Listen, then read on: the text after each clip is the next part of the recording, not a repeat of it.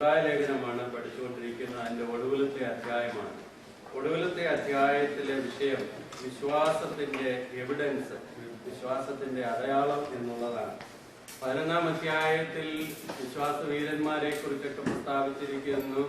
വിശ്വാസത്താൽ അവർ ജീവിച്ചതിന്റെ കാര്യങ്ങളെ കുറിച്ചൊക്കെ ഉദാഹരണമായി ഗ്രേറ്റ് എക്സാമ്പിൾസ് ഓഫ് ഫെയ്ത്ത്, അതാണ് 11-ാം അധ്യായത്തിൽ.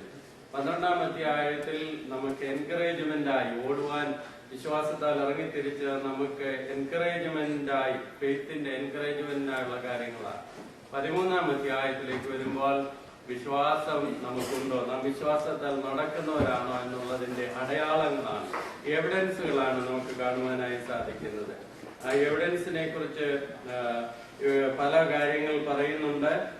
ഒന്നാമതായി നമ്മൾ ചിന്തിച്ചത് ആത്മീയ കൂട്ടായ്മയിൽ എൻജോയ് ചെയ്യുന്നവരായിരിക്കും, വിശ്വാസത്താൽ നടക്കുന്നവർ, സ്പിരിച്വൽ ഫെലോഷിപ്പിൽ എൻജോയ് ചെയ്ത് ജീവിക്കുന്നവരായിരിക്കും. അവിടെ തുടങ്ങുമ്പോൾ തന്നെ സഹോദര പ്രീതി നിലനിൽക്കട്ടെ. നമ്മൾ അതിന്റെ പല കാര്യങ്ങൾ ചിന്തിച്ചതാണല്ലോ. അപ്പോൾ അതിന്റെ ഒന്നാമത്തെ വിഷയം അവിടെ നമ്മൾ വായിച്ചത് ബ്രദർലി ലവ്, സഹോദര പ്രീതി എന്നുള്ളതാണ്. രണ്ടാമതായി ചിന്തിച്ച അതിഥി സൽക്കാരം, ഹോസ്പിറ്റാലിറ്റി. മൂന്നാമതായി ചിന്തിച്ചത് കഷ്ടം അനുഭവിക്കുന്നവരെ ഓർക്കണം, തടവിൽ കിടക്കുന്നവരെ ഓർക്കണം, മറ്റുള്ളവരെ കുറിച്ച് കൺസേൺ ഉള്ളവരായിരിക്കണം. യഥാർത്ഥ വിശ്വാസ ജീവിതം നയിക്കുന്ന ഭക്തന്മാരുടെ കൂട്ടത്തിലാണ് നാം എങ്കിൽ സഹോദരപ്രീതി ഉണ്ടായിരിക്കും, അതിഥി സൽക്കാരം ആചരിക്കും, മറ്റുള്ളവരെ കുറിച്ച് കൺസേൺ ഉള്ളവരായിരിക്കും. 4-ാം വാക്യം 5-ാം വാക്യം ഒക്കെ നമുക്ക് മനസ്സിലാക്കുവാനായി സാധിക്കുന്നത് ഈ സ്നേഹവും കൂട്ടായ്മയും എല്ലാം തുടങ്ങേണ്ടത്, ബിഗിനിങ് അത് ഫാമിലി ലൈഫിലാണ് തുടങ്ങേണ്ടത്, ഫാമിലിയിലായിരിക്കണം. വിവാഹത്തെ കുറിച്ചാണ് അവിടെ കാണുവാനായി സാധിക്കുന്നത്. യഥാർത്ഥമായി സമർപ്പിക്കപ്പെട്ട ഒരു ക്രിസ്തീയ കുടുംബം എന്ന് പറയുന്നത് സ്വർഗത്തോട് അടുത്ത ഒരവസ്ഥയാണെന്നാണ് ഒരു ഭക്തൻ പറയുന്നത്. Dedicated Christian home is the nearest thing to heaven on earth. Start with Christian marriage. വിവാഹത്തോടുള്ള ബന്ധത്തിലാണ് തുടങ്ങുന്നത്. അവിടെ എഴുതിയിരിക്കുന്ന വിവാഹം എല്ലാവർക്കും മാന്യവും കിടക്ക് നിർമ്മലമായിരിക്കട്ടെ, എന്നാൽ ദുർനടപ്പുകാരെയും വിചാരികളെയും ദൈവം വിധിക്കും എന്നാണ് 4-ാം വാക്യത്തിൽ വായിക്കുന്നത്. കഴിഞ്ഞ ആഴ്ച അത് പഠിച്ചാണ് നാം ക്ലാസ് അവസാനിപ്പിച്ചത്. ഇംഗ്ലീഷിലും അത് ക്ലിയർ ആണ്. Marriage in every way must be held in owner. അത് വളരെ മാന്യമായി ചിന്തിക്കേണ്ടതാണ് എന്നാണ് എഴുതിയിരിക്കുന്നത്. Everybody should think highly of marriage. ഇത് ദൈവം വച്ച വ്യവസ്ഥയാണ്, ദൈവം സ്ഥാപിച്ചതാണ്. ആ രീതിയിൽ വേണം അതിനെ കൺസിഡർ ചെയ്യുവാൻ. ഞാൻ നമ്മൾ പഠിച്ച് അവസാനിപ്പിച്ചത് വിവാഹ ജീവിതത്തിന് വെളിയിലുള്ള എല്ലാ സെക്ഷൽ റിലേഷൻഷിപ്പും പാപമാണ്, അതിന് ശിക്ഷയുണ്ട്. അതിന് ലോകത്തിൽ ജീവിക്കുമ്പോൾ തന്നെ ശിക്ഷ അനുഭവിക്കും. വേദപുസ്തകം നമ്മെ പഠിപ്പിക്കുന്നു. തന്നെയുമല്ല, അങ്ങനെയുള്ളവർക്ക് ഉണ്ടാകാൻ പോകുന്ന ന്യായവിധിയെ കുറിച്ച് വെളിപ്പാട് പുസ്തകം 21-ാം അധ്യായത്തിൽ 22-ാം അധ്യായത്തിലും വളരെ ശക്തമായി പറഞ്ഞിരിക്കുന്നത് നമുക്ക് കഴിഞ്ഞ ആഴ്ച ചിന്തിക്കുവാൻ കൊണ്ടിടയായി തീർന്നു. ഇനിയും അടുത്തുള്ള വാക്യം 5-6 വാക്യം, ഹീബ്രൂസ് ചാപ്റ്റർ 13 വേഴ്സസ് 5 and 6. അവിടെ എഴുതിയിരിക്കുന്നത് നിങ്ങളുടെ നടപ്പ് ദ്രവ്യാഗ്രഹമില്ലാത്തതായിരിക്കട്ടെ, ഉള്ളതുകൊണ്ട് തൃപ്തിപ്പെടുകയും ഞാൻ നിന്നെ ഒരു നാളും കൈവിടുകയില്ല, ഉപേക്ഷിക്കുകയില്ല എന്ന് അവൻ തന്നെ അരുളി ചെയ്തിരിക്കുന്നുവല്ലോ. ആകയാൽ കർത്താവ് എനിക്ക് തുണ, ഞാൻ പേടിക്കുകയില്ല, മനുഷ്യൻ എന്നോട് എന്ത് ചെയ്യും എന്ന് നമുക്ക് ധൈര്യത്തോട് പറയാം. വിശ്വാസത്താൽ ജീവിക്കുന്ന ഒരു വ്യക്തിയുടെ ജീവിതത്തിലെ മെറ്റീരിയൽ തിങ്ങിനോടുള്ളതായ ബന്ധവും ദൈവവചനത്തിന്റെ വെളിച്ചത്തിലായിരിക്കും. Right relationship to the material thing. ഭൗതിക വസ്തുക്കളെ കുറിച്ചുള്ളതായ ആറ്റിറ്റ്യൂഡ്, ആ ബോധ്യം ഇവിടെ കാണുവാനായിട്ട് സാധിക്കുന്നുണ്ട്. മുമ്പ് പഠിച്ച 10-ാം അധ്യായം 34-ാം വാക്യത്തിൽ നമ്മൾ പഠിച്ചു, നിങ്ങൾ വിശ്വാസത്തിന് വേണ്ടി യേശുക്രിസ്തുവിനെ നോക്കി ഇറങ്ങി പുറപ്പെട്ടതിന്റെ ഫലമായി സമ്പത്തുകളുടെ അപഹാരം സന്തോഷത്തോട് സഹിക്കുവാൻ ഇടയായി തീർന്നു. ന്യായമായി അവർക്കുള്ളത് അന്യായമായി മറ്റുള്ളവർ പിടിച്ചു പറിച്ചു കൊണ്ടുപോയപ്പോഴും, സമ്പത്ത് അപകരിച്ചപ്പോഴും, അതിരുമാന്തിയപ്പോഴും, കിട്ടാനുള്ളതൊക്കെ മറ്റുള്ളവരെ അന്യായമായി എടുത്തപ്പോഴും സന്തോഷത്തോടെ അത് സഹിച്ചു എന്നാണ് നമ്മൾ പഠിച്ചത്. അവർക്ക് തന്നെയാണ് ഇത് എഴുതിയിരിക്കുന്നത്. ഇവിടെ പറയുന്നു, നിങ്ങളുടെ നടപ്പ് ദ്രവ്യാഗ്രഹം ഇല്ലാത്തതായിരിക്കട്ടെ. Let your way of living be free from the love of money. Love of money. ദ്രവ്യാഗ്രഹം. തിമോഥെയോസിന്റെ ലേഖനത്തിൽ വളരെ ശക്തമായി എഴുതിയിരിക്കുകയാണ്, ദ്രവ്യാഗ്രഹം സകലവിധ ദോഷത്തിനും കാരണമാകുന്നു. എല്ലാ ഈവിൾ തിങ്ങും തുടങ്ങുന്നത് ദ്രവ്യാഗ്രഹത്തോടുകൂടിയാണ്. അത് നിമിത്തമായി ഉണ്ടായതായ കാര്യങ്ങളെ കുറിച്ച് പറഞ്ഞിട്ട് തിമോഥെയോസിന്റെ ലേഖനത്തിൽ പറയാണ്, നീയോ ദൈവത്തിന്റെ മനുഷ്യനായുള്ളവേ അത് വിട്ടോടി. ഒരു ദൈവവേദന അത് ഉണ്ടാകാൻ പാടില്ല എന്നാണ് കാണുവാനായി സാധിക്കുന്നത്. നാം ഇന്ന് ജീവിക്കുന്ന ഈ കാലം, പ്രത്യേകിച്ച് ഇവിടുത്തെ ജോലി നഷ്ടമായിക്കൊണ്ടിരിക്കുന്ന, എക്കണോമിയൊക്കെ വളരെ പൂറായിക്കൊണ്ടിരിക്കുന്ന സാഹചര്യത്തിൽ ഒരു ദൈവവേദന ഉണ്ടായിരിക്കേണ്ടതായ കടമ, അല്ലെ ഒരു ദൈവവേദന്റെ പ്രത്യേകത, അവൻ വളരെ സൂക്ഷ്മതയുള്ളവനായി പുതിയ കാര്യത്തിലായിരിക്കേണ്ടത് ആവശ്യമാണ്. ഇവിടെ പറയാണ്, നിങ്ങളുടെ നടപ്പ് ദ്രവ്യാഗ്രഹമില്ലാത്തായിരിക്കട്ടെ, ഉള്ളതുകൊണ്ട് തൃപ്തിപ്പെടുകയും. നമുക്ക് കഴിഞ്ഞ നാളുകളിൽ ജീവിക്കാനായിട്ട് കുറച്ചൊക്കെ മതിയായിരുന്നു. എന്ന് പറഞ്ഞാൽ നമ്മൾ ഇന്ത്യയിലായിരുന്നപ്പോഴൊക്കെ ഒരു സൈക്കിൾ ഉണ്ടായിരുന്നെങ്കിൽ അതൊരു ലക്ഷറി ആയിട്ട് ചിന്തിച്ച കാലം ഉണ്ടായിരുന്നു. ഇപ്പോൾ ഇന്ന് വന്ന് സൈക്കിളെന്നല്ല, വന്നപ്പോഴൊരു യൂസ്ഡ് കാറിലും ഉണ്ടായിരുന്നെന്ന് എങ്കിലൊന്ന് ചിന്തിച്ച് ഇപ്പോൾ ഏറ്റവും വില കൂടിയ എന്റെ അടുത്തിരിക്കുന്ന സഹോദരനുള്ള കാറിനേക്കാൾ കുറെ കൂടെ നല്ല കാറുകളൊക്കെ വാങ്ങിക്കുന്നതിന് കുഴപ്പമില്ല. എന്നാൽ നമ്മുടെ ഇൻകം അനുസരിച്ച് നാം ചെലവാക്കുവാൻ പഠിച്ചിരിക്കണം. പണത്തിന് വേണ്ടി ചത്തുകിടക്കുവാൻ, കിടന്ന് ജോലി ചെയ്യുവാൻ ഒന്നും ഇടയായിത്തീരരുത്. ഇവിടുത്തെ അമേരിക്കൻ മലയാളി സമൂഹത്തിൽ കണ്ടിരിക്കുന്ന ഒന്ന്, നമുക്കെല്ലാം അറിയാവുന്ന ഒരു പ്രത്യേകത, മക്കൾക്ക് വേണ്ടിയാണെന്ന് പറഞ്ഞ് ഭയങ്കരമായ ഹാർഡ് വർക്കാ. മക്കളെ കാണാൻ പോലും നേരമില്ല. ജോലി, ഒന്നും രണ്ടും ജോലി ചെയ്ത് ഒടുവിൽ ഈ മക്കൾ എവിടെ പോകുന്നു, മക്കളെ കുറിച്ചുള്ള വിരയാൽ ദീർഘകാലം ജീവിക്കാൻ കഴിയാതെ അങ്ങ് അസ്തമിച്ചു പോവുകയാണ് ചെയ്യുന്നത്. നാം വളരെ സൂക്ഷ്മതയോടെ നമ്മുടെ ഭൗതിക കാര്യങ്ങൾ ഹാൻഡിൽ ചെയ്യേണ്ടത് ആവശ്യമാണ്. നമുക്ക് ആത്മീയ കാര്യങ്ങൾക്ക് മുടക്കം വരുന്ന, അല്ലെങ്കിൽ ദൈവത്തോട് അടുക്കുന്നതിന് ആത്മീയമായ ദൈവസന്നിധിയിൽ പ്രാഗൽഭ്യം കുറയുന്ന ഏതെങ്കിലും ഭൗതിക നന്മകൾ ഉണ്ടെങ്കിൽ ഒരു ദൈവവേദന അത് വേണ്ടാന്ന് വെക്കുകയാണ് നല്ലത്. അല്ല എങ്കിൽ അത് കൂടുതൽ ദോഷത്തിലേക്കാണ് കൊണ്ടുപോകുന്നത്. അതുകൊണ്ട് covetousness or love of money, അത് നാം വളരെ സൂക്ഷിക്കുകയാണ്. അത് മണി മാത്രമല്ല, love for more of anything, ഇപ്പോഴുള്ളതിനേക്കാൾ എന്തും കൂടുതൽ വേണമെന്നുള്ള ആഗ്രഹം ഉണ്ടാകുന്നതെല്ലാം വിട്ടിട്ട്, ഇവിടെ ദൈവം നമ്മോട് പറയുകയാണ്, ഉള്ളത് കൊണ്ട് തൃപ്തിപ്പെടുകയും. അപ്പൊ നമുക്ക് ദൈവം തന്നിരിക്കുന്ന അവസ്ഥ, തന്നിരിക്കുന്ന നന്മ, നമുക്ക് ഭൗതികമായി ലഭിച്ചിരിക്കുന്ന അവസ്ഥ, അതുകൊണ്ട് തൃപ്തിപ്പെടുവാൻ നാം പഠിക്കണം. അതുകൊണ്ട് ജീവിക്കുവാനായിട്ട് നാം പഠിക്കണം. എനിക്ക് ഇന്നതെല്ലാം ആഗ്രഹിച്ചിട്ടില്ലല്ലോ എന്ന് വിചാരിക്കുകയല്ല ചെയ്യേണ്ടത്. ഇതിന്റെ എല്ലാ നടുവിലും ദൈവം എന്നെ നടത്തുവാൻ മതിയായവനാണെന്ന് ദൈവത്തിന്റെ മുഖത്തേക്ക് നോക്കി ജീവിക്കുവാൻ ഇടയാകേണ്ടത് ആവശ്യമാണ്. ഒരു മില്യനെയർ ബെർണാഡ് ബാരൂക്ക് എന്ന് പറയുന്ന ആളിനോട് ഒരാൾ ചോദിച്ചു, somebody asked Bernard Baruch, how much money does it take for a rich man to be satisfied? ധനവാനായ ഒരു മനുഷ്യന് എത്ര മണി കിട്ടിയാലാണ് സംതൃപ്തി ഉണ്ടാകുന്ന ചോദിച്ചപ്പോൾ അദ്ദേഹം പറഞ്ഞ മറുപടി, just a million more than what he has. ഇപ്പൊ ഉള്ളതിനെക്കാട്ടി 1 മില്യൺ കൂടെ കിട്ടിയാൽ മതി. ഇപ്പോ എത്ര ഉണ്ടോ അതെല്ലാം വേണം, പോകരുത്, അതിന്റെ കൂടെ 1 മില്യൺ കൂടെ. ഇതാണ് എത്ര കിട്ടിയാലും തൃപ്തിപ്പെടാത്ത ഒന്നാണ് ഭൗതികമായ വിഷയങ്ങൾ. എന്നാൽ ഒരു ദൈവവൈതലിന് ഭൗതിക വിഷയമല്ല വലുത്, കർത്താവായിരിക്കണം വലുത്.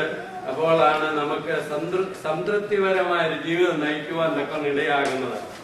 ഒരു കഥ ഇങ്ങനെ കേട്ടിട്ടുണ്ട്. ഒരു കഥയാണ്, ഒത്തിരി വർഷങ്ങൾക്ക് മുമ്പ് ഒരിടത്ത് ഒരു രാജാവ് ഭയങ്കരമായി സിക്കായി ട്രീറ്റ്മെന്റ് എല്ലാം ചെയ്തിട്ട് ഒന്നും സൗഖ്യം വരാതിരുന്നപ്പോൾ ജ്ഞാനികളെയൊക്കെ വിളിച്ചു, അവിടെയുള്ള വൈദ്യന്മാരെയൊക്കെ വിളിച്ചു. വളരെ കഴിവുള്ള ഒരു മനുഷ്യൻ വന്നിട്ട് പറഞ്ഞു, ഏറ്റവും സംതൃപ്തികരമായി ജീവിക്കുന്ന ഒരു മനുഷ്യനെ കണ്ടിട്ട് അദ്ദേഹത്തിന്റെ ഉടുപ്പ് കൊണ്ടുവന്ന് രാജാവിനെ ധരിപ്പിക്കാമെങ്കിൽ ഈ അസുഖം പോകുന്നു പറഞ്ഞു.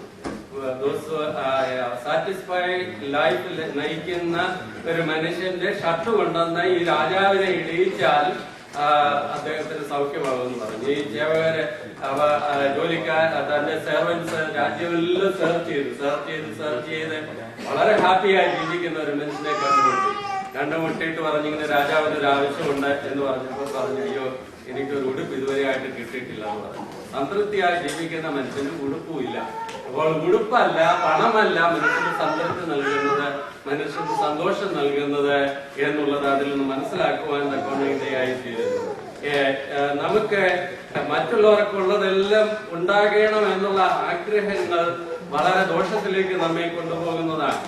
എബ്രഹാം ലിങ്കന്റെ കാലത്ത് ഞാൻ ഇങ്ങനെ കേട്ടിട്ടുണ്ട്, ഇല്ലിനോയ്സിൽ അദ്ദേഹം ഒരു പാർക്കിലൂടെ തന്റെ 2 പിള്ളേരെയും കൊണ്ട് പോയപ്പോൾ അവർ ഭയങ്കര കരച്ചിലും ബഹളവുമാണ്. കരച്ചിലും ബഹളവും കേട്ടപ്പോൾ വഴിയെ പോയ ഒരാൾ ചോദിച്ചു, സാർ എന്തു പറ്റി ഈ കുഞ്ഞുങ്ങൾ ഇങ്ങനെ കരയുന്നത് ചോദിച്ചു. പറഞ്ഞു, ഇത് എല്ലാവർക്കും ഉള്ള പ്രോബ്ലം തന്നെയാണ്. ഒരു ക്യാൻഡി ഉണ്ട്, അത് 2 പേർക്കും വേണം, അതിനുള്ള വഴക്കാണെന്ന് പറഞ്ഞു. ഇതാണ് നമുക്ക് എന്നുള്ളതായ ഒരുപാട് കുഴപ്പങ്ങളുടെ എല്ലാം കാരണം. ഇന്നാൾക്ക് അതുള്ളത് കൊണ്ട് എനിക്കും വേണം, ആളിനെക്കാട്ടിൽ ബെറ്റർ ആയത് വേണമെന്നുള്ള ആഗ്രഹം വന്നിട്ട് അങ്ങനെ നമുക്ക് ഇല്ലാത്ത അവസ്ഥയിൽ അതിനുവേണ്ടി ഹാർഡ് വർക്ക് ചെയ്തുള്ളതായ ഫൈറ്റിങ്, അതിനുവേണ്ടിയുള്ളതായ പ്രയാസങ്ങളാണ് നമുക്ക് ദോഷം ചെയ്യുന്നത്. ഒത്തിരി വർഷങ്ങൾക്ക് മുമ്പ് ക്വയ്ക്കർ എന്ന സമൂഹത്തിലെ പ്രായമായ ഒരു മനുഷ്യൻ വിചാരിച്ചു തന്റെ നെയ്ബേഴ്സിനെ, വില്ലേജിലുള്ള എല്ലാരെയും ഒരു ആത്മീയപാഠം പഠിപ്പിക്കണമെന്ന് വിചാരിച്ചിട്ട് അദ്ദേഹം തന്റെ ഫാമിലെ കുറച്ച് സ്ഥലം മാറ്റിയിട്ടിട്ട് അവിടെ ഒരു ബോർഡ് വെച്ചു, ഏറ്റവും സാറ്റിസ്ഫൈ ആയിട്ട് ജീവിക്കുന്ന മനുഷ്യന് ഞാൻ ഈ ഫാം ഫ്രീ ആയിട്ട് കൊടുക്കുന്നതായിരിക്കും എന്ന് പറഞ്ഞു. പലരും ഇത് വായിച്ചിട്ട് ചിന്തിച്ചു, എനിക്ക് കിട്ടുമോ എന്നൊരു ചിന്ത വന്നിട്ട് അപ്ലൈ ചെയ്തില്ല. അവിടുത്തെ ഒത്തിരി വസ്തുവിന്റെ എല്ലാം ഉടമയായ ഒരു മനുഷ്യൻ, കുറച്ച് പ്രായമായ ഒരു മനുഷ്യനാണ്. അദ്ദേഹം വിചാരിച്ചു, ഞാനാണ് ഏറ്റവും സാറ്റിസ്ഫൈ ആയിട്ട് ജീവിക്കുന്നത്, എനിക്ക് ആ സംതൃപ്തി ഉള്ളത്, അതുകൊണ്ട് ഇതൂടെ കിട്ടിയാൽ ഞാൻ കുറച്ചുകൂടെ ഹാപ്പി ആയിരിക്കും. എന്നിട്ട് ഈ ക്വയ്ക്കറിന്റെ അടുത്ത് ചെന്നിട്ട് പറഞ്ഞു, നീ നല്ല മനുഷ്യനാണല്ലോ, ഇങ്ങനെ ഔദാര്യം ചെയ്യുന്നുണ്ടല്ലോ, നിന്റെ വസ്തു എനിക്ക് കിട്ടാൻ യോഗ്യതയുണ്ട്, ഞാൻ വളരെ സംതൃപ്തിയായി ജീവിക്കുന്നതിനാണ് നീ പറഞ്ഞു. അന്നേ ഈ ക്വയ്ക്കർ ചോദിച്ചു, ബ്രദർ നിങ്ങൾക്ക് എത്ര സ്ഥലമുണ്ട്? പറഞ്ഞു, ഇത്രമാത്രം സ്ഥലമാണ്. അപ്പൊ അതിന്റെ കൂടെ പിന്നെയും വേണമെന്ന് പറയുന്നത് നിങ്ങളുടെ സംതൃപ്തി ഇല്ലായ്മയല്ലയോ, അത്യാഗ്രഹമല്ലയോ, അതുകൊണ്ട് നിങ്ങൾ ഇതിന് യോഗ്യനല്ല എന്ന് പറഞ്ഞു കൊടുത്തില്ല. അത് ആർക്കും കിട്ടിയുമില്ല. അപ്പോൾ ഈ വേണം എന്നുള്ള ആഗ്രഹം ഇത് നമ്മെ വളരെ ദോഷത്തിലേക്ക് നയിക്കുന്നതാണ്. എന്നാൽ ഇവിടെ പറയുന്നത് എന്താണ്? ഉള്ളത് കൊണ്ട് തൃപ്തിപ്പെടുവീൻ, നിങ്ങളുടെ നടപ്പ് ദ്രവ്യാഗ്രഹമില്ലാത്തായിരിക്കട്ടെ, ഉള്ളത് കൊണ്ട് തൃപ്തിപ്പെടുവീൻ, ഞാൻ നിന്നെ ഒരു നാളും കൈവിടുകയിൽ ഉപേക്ഷിക്കുകയില്ല എന്ന് അവൻ തന്നെ അരുളി ചെയ്തിരിക്കുന്നുവല്ലോ. Be satisfied with what you have. നമുക്കുള്ളത് കൊണ്ട് തൃപ്തിപ്പെടുവാൻ നാം പഠിച്ചിരിക്കുകയാണ്. നമ്മള് ഓർത്തിരിക്കേണ്ടത് സംതൃപ്തിപ്പെടുക, ഉള്ളത് കൊണ്ട് സംതൃപ്തിപ്പെടുക എന്ന് പറഞ്ഞാൽ, കർത്താവിന്റെ അടുക്കൽ ഒരാൾ വന്നിട്ട് പറഞ്ഞു, എന്റെ സഹോദരന്മാരുമായിട്ട് എനിക്ക് വസ്തുതർക്കമുണ്ട്, അതുകൊണ്ട് ഗുരു നീ വന്നിട്ട് അത് ഒന്ന് രമ്യതയിലാക്കി തീർക്കണം എന്ന് പറഞ്ഞപ്പോൾ കർത്താവ് വളരെ ശക്തമായി ആ മനുഷ്യനെ ശാസിക്കുന്നത് ലൂക്കോസ് 12:15 വായിക്കുന്നുണ്ട്. സാധാരണ തന്നെ ഒറ്റിക്കൊടുക്കാൻ വന്ന യൂദായെ പോലും വിളിച്ചത് സ്നേഹിത എന്നാണ്. ഈ മനുഷ്യനെ വിളിച്ചത് എങ്ങനെയാണെന്നറിയാമോ? മനുഷ്യ എന്ന് പറഞ്ഞു വിളിച്ചിട്ട് പറയാണ്, എന്നെ ഇതിനെ ന്യായകർത്താവാക്കി വെച്ചത് ആരാണ് എന്ന് പറഞ്ഞിട്ട് പറയുകയാണ്, സകലവിധ ദ്രവ്യാഗ്രഹവും വിട്ടുപോകുകയും എന്നാണ് കർത്താവ് പറഞ്ഞിരിക്കുന്നത്. തന്റെ ശിഷ്യന്മാരോട് പറയാണ് ലൂക്കോസ് 12:15, ഓൾ കൈൻഡ് ഓഫ് ഗ്രീഡ്.